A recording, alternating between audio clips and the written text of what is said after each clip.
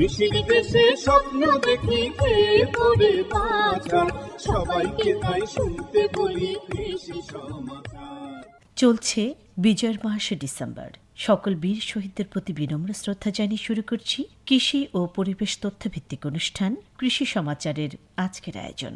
ঢাকা শহরে carbon die অক্সাইডের পরিমাণ অনেক বেশি, গাছগাছালিও পর্যাপ্ত পরিমাণে নেই। এটাই পরিবেশ বিপর্যয়ের অন্যতম কারণ। কিভাবে কার্বন ডাই অক্সাইডের পরিমাণ কমিয়ে পরিবেশের ভারসাম্য রক্ষা করা যায় এবং সুস্থ স্বাভাবিক জীবনযাপন করা যায়, সেই পরিকল্পনা থেকেই সবাইকে ছাদ বাগানে উদ্বুদ্ধ হতে হবে। প্রতি বাড়িতে একটি করে ছাদ বাগান হলে শহরের তাপমাত্রা কিছুটা হলে হ্রাস পাবে। কৃষিজীবী ভাই বোনেরা, বৈষম্যহীন সমাজ ও রাষ্ট্র প্রতিষ্ঠার লড়াই শুধু অন্তর্বর্তীকালীন সরকারের নয়, এটি আমাদের সবার দায়িত্ব। এর বাস্তবায়নে নাগরিক সমাজের সহযোগিতা অপরিহার্য।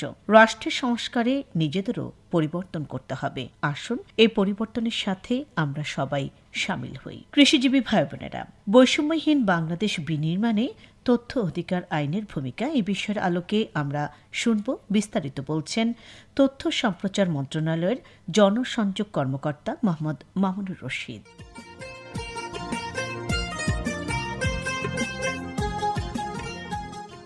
তথ্যই শক্তি। তথ্য দ্বারা যখন কেউ উপকৃত হন, তখন তিনি অনুধাবন করতে পারেন তথ্য কতটা শক্তিশালী। আর্থসামাজিক সকল ক্ষেত্রে সিদ্ধান্ত গ্রহণে তথ্য নামক এই শক্তি অগ্রণী ভূমিকা পালন করে। তথ্যের অবাধ প্রবাহকে সুশাসন প্রতিষ্ঠার অন্যতম নিয়ামক হিসেবেও বিবেচনা করা হয়। সম্প্রতি ছাত্র জনতার অভ্যুত্থানের মাধ্যমে বৈষম্যহীন বাংলাদেশ বিনির্মাণের একটি সুযোগ সৃষ্টি হয়েছে। এই সুযোগকে কাজে লাগাতে হবে। বৈষম্যহীন বাংলাদেশ বিনির্মাণের প্রথম ধাপ হল বৈষম্যের ক্ষেত্রসমূহ চিহ্নিতকরণ এবং দ্বিতীয় তথা শেষ ধাপ হল বৈষম্য নিরসনে কার্যকর উদ্যোগ গ্রহণ। বৈষম্যের ক্ষেত্র চিহ্নিতকরণ এবং বৈষম্যের পরিমাণ প্রকাশে তথ্য অধিকার আইন 2009 এর কার্যকর প্রয়োগ হওয়া প্রয়োজন। তথ্য অধিকার আইন 1.5 দশকের পুরাতন একটি আইন, কিন্তু দুঃখজনক হলেও সত্য যে অধিকাংশ শিক্ষিত মানুষ এই আইনের মূল চেতনা সম্পর্কে অবহিত নন। কারো আবেদনের পরিপ্রেক্ষিতে তথ্য প্রদান তথ্য অধিকার আইনের মূল চেতনার পরিপন্থী। স্বপ্রণোদিতভাবে তথ্য প্রকাশই হল তথ্য অধিকার আইনের মূল চেতনা। তথ্য অধিকার আইন 2009 এর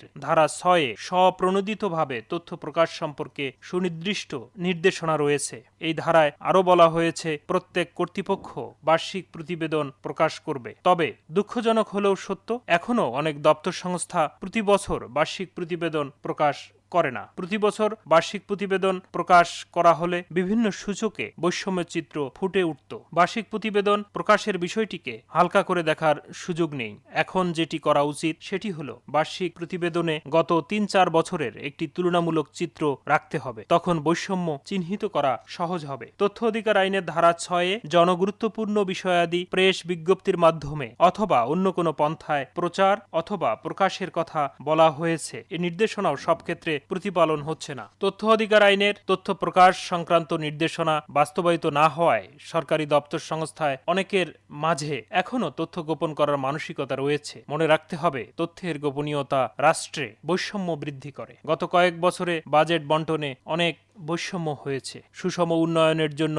সুষম বাজেট বরাদ্দের কোনো বিকল্প নেই। গত কয়েক বছরে বাজেট বন্টনে যে বৈষম্য হয়েছে তা প্রকাশ করা এখন সময়ের দাবি। এই বৈষম্যের চিত্র দুইভাবে প্রকাশিত হতে পারে। প্রথমত, কোনো দপ্তর সংস্থা স্বপ্রণোদিতভাবে ওই দপ্তরের বৈষম্যের চিত্র তুলে ধরতে পারে। দ্বিতীয়ত, তথ্য অধিকার আইন অনুযায়ী জনগণের আবেদনের পরিপ্রেক্ষিতে বৈষম্যের চিত্র প্রকাশিত হতে পারে। এক্ষেত্রে গণমাধ্যম কর্মীরাও বিভিন্ন দপ্তর সংস্থা থেকে বৈষম্য সংক্রান্ত তথ্য সংগ্রহ করে প্রতিবেদন আকারে মিডিয়াতে প্রকাশ করতে পারেন। এ ধরনের প্রতিবেদন ধারাবাহিকভাবে প্রকাশিত হলে বৈষম্যের প্রকৃত চিত্র ফুটে উঠবে, যা সরকারের সিদ্ধান্ত গ্রহণেও সহায়ক ভূমিকা পালন করবে। বাংলাদেশের ধনী ও দরিদ্রের মধ্যে বৈষম্য ক্রমান্বয়ে বাড়ছে। এছাড়া সম্পদের বৈষম্যের ক্ষেত্রেও বাংলাদেশের অবস্থা খুবই খারাপ। অক্সফামের একটি প্রতিবেদনে বলা হয়েছে, সবচেয়ে ধনী 1% বাংলাদেশী জাতীয় সম্পদের 16.3% মালিক, আর সবচেয়ে দরিদ্র 50% মানুষ জাতীয় সম্পদের 8.6% মালিক। এই সম্পদ বৈষম্যের কারণ অনেক রয়েছে। এসব কারণ চিহ্নিত করে কার্যকর ব্যবস্থা গ্রহণ করা এখন সময়ের দাবি। সরকারি চাকরিতে নিয়োগ, পদায়ন ও পদোন্নতির ক্ষেত্রেও রয়েছে সীমাহীন বৈষম্য। জনপ্রশাসনে বৈষম্য নিরসনে বর্তমান অন্তর্বর্তী সরকার ইতিমধ্যে কমিশন গঠন করেছে। গত ১.৫ দশকে জনপ্রশাসনের বৈষম্যের চিত্র কমিশনের নিকট উপস্থাপন করা হলে বৈষম্য নিরসনে কমিশনের সিদ্ধান্ত গ্রহণ করা সহজতর হবে। বৈষম্যহীন বাংলাদেশ বিনির্মাণে কার্যকর উদ্যোগ গ্রহণ করাই বর্তমান অন্তর্বর্তী সরকারের অন্যতম লক্ষ্য। এ লক্ষ্য বাস্তবায়নে খাতভিত্তিক বৈষম্যের চিত্র জনসম্মুখে প্রকাশিত হওয়া উচিত। বৈষম্যের তথ্য যত বেশি প্রচার হবে, মানুষ বৈষম্যের বিরুদ্ধে তত বেশি সোচ্চার হবেন। জনগণের বৈষম্য বিরোধী মনোভাব এবং বৈষম্যের বিরুদ্ধে সরকারের কার্যকর উদ্যোগের সফল বাস্তবায়ন বৈষম্যহীন আগামীর বাংলাদেশ বিনির্মাণ ত্বরান্বিত করবে, এমনটাই প্রত্যাশা।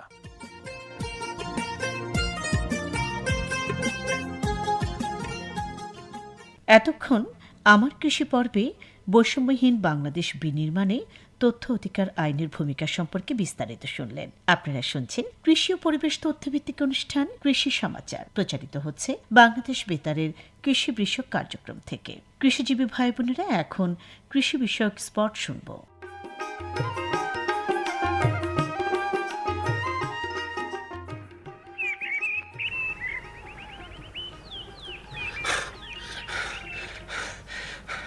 বেলা হয়ে গেল, দেরি হয়ে গেল। আজকে মনে আর কৃষি কর্মকর্তারা পাওয়া যাব না। যাই বাসালাই। এই হোসেন ভাই, এত দূরে কই যাও? আরে আরে হাসিম ভাই, আর কইেন না। খেতে কদিন হইল কি যে পোকা লাগছে বুঝতে পারতাছি না। মনে করলাম ঠিক হয়ে যাইব, এখন দেখতেছি দিন দিন পোকা বাইরে যাইতেছে। চিন্তায় আছি। হ, আমিও শুনছি। তো ওইদিকে এমন করে কই যেতেছো? কে উপজেলা কৃষি অফিসে যাই। ও, এইদিকে যা কি করবা? এই হানি তো শুনছি সব রকমের সেবা পরামর্শ পাওয়া যাইব। তাই তো, তাইলে তাড়াতাড়ি যাও।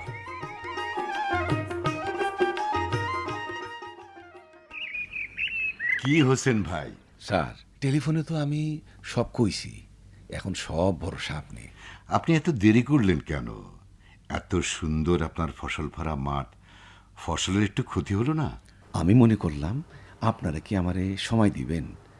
আপনারা এত ব্যস্ত থাকেন, মাঠে ময়দানও যাইতে হয়।